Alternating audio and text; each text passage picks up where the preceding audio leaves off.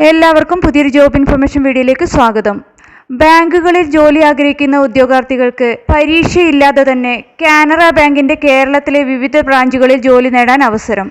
കാനറ ബാങ്കിൽ ഇപ്പോൾ 3500ഓളം graduate apprentice തസ്തികകളിലേക്കുള്ള നിയമനത്തിനായാണ് വിജ്ഞാപനം പുറപ്പെടുവിച്ചിരിക്കുന്നത്. വിവിധ ഡിഗ്രി യോഗ്യതയുള്ളവർക്ക് അപേക്ഷിക്കാൻ പറ്റുന്ന എക്സ്പീരിയൻസ് ആവശ്യമില്ലാത്ത തസ്തികയാണിത്.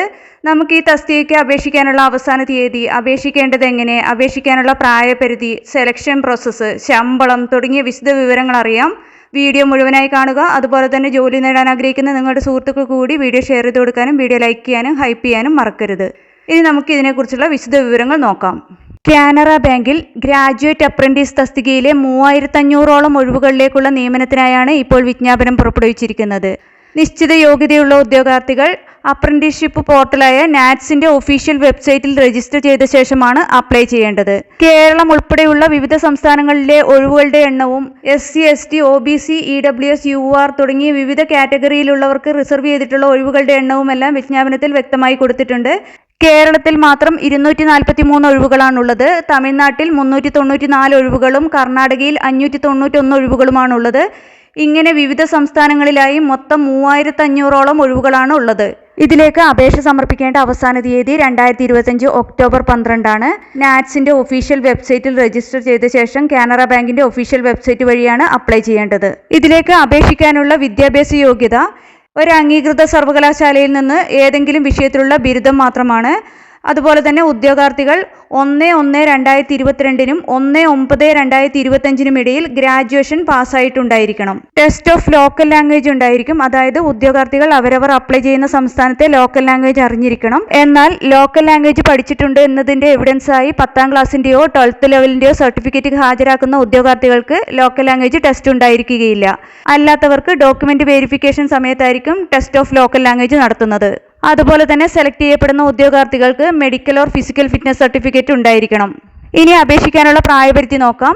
20 മുതൽ 28 വയസ്സുള്ളവർക്ക് ഇതിലേക്ക് അപേക്ഷിക്കാവുന്നതാണ്. അതായത് ഉദ്യോഗാർത്ഥികൾ 1/9/1997 1/9/2005 ഇടയിൽ ജനിച്ചവരായിരിക്കണം. കൂടാതെ വിവിധ റിസർവേഷൻ കാറ്റഗറിയിലുള്ളവർക്ക് പ്രായപരിധിയിൽ ഇളവ് ലഭിക്കുന്നതാണ്. SC, ST വിഭാഗത്തിന് 5 വർഷം, PWBD വിഭാഗത്തിന് 10 വർഷം, അതുപോലെ തന്നെ വിഡോസ്, റീമാരേജ് ചെയ്യാത്ത ഡിവോഴ്സ്ഡ് വുമൻ തുടങ്ങിയ കാറ്റഗറിയിലുള്ളവർക്ക് ജനറൽ EWS വിഭാഗത്തിലാണെങ്കിൽ 35 വയസ്സ് വരെയും, OBC വിഭാഗത്തിന് 38 വയസ്സ് വരെയും, SC, ST വിഭാഗത്തിലാണെങ്കിൽ 40 വയസ്സ് വരെയുമാണ് പ്രായപരിധിയിൽ ഇളവ് ലഭിക്കുന്നത്. അതുപോലെ തന്നെ പേഴ്സൺസ് അഫക്റ്റഡ് ബൈ 1984 റിയോട്സിൽ 5 വർഷമാണ് പ്രായപരിധിയിൽ ഇളവ് ലഭിക്കുന്നത്.